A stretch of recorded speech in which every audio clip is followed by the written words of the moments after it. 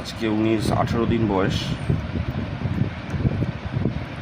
ওর সাইজে বাটি নেওয়া হয়েছে, নাহলে বাটিতে গোটা মুখ ভর্তি করে।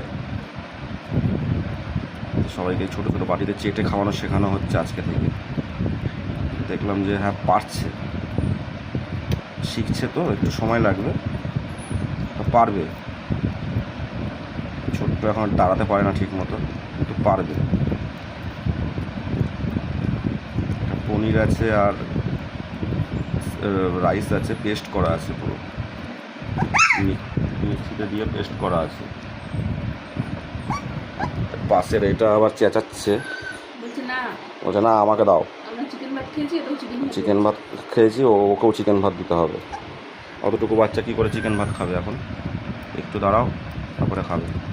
এখন এটা পনির ভাত পেস্ট করে খাচ্ছে। বাটিটাও ওর সাইজেরই বাটি, ভালোই হয়েছে।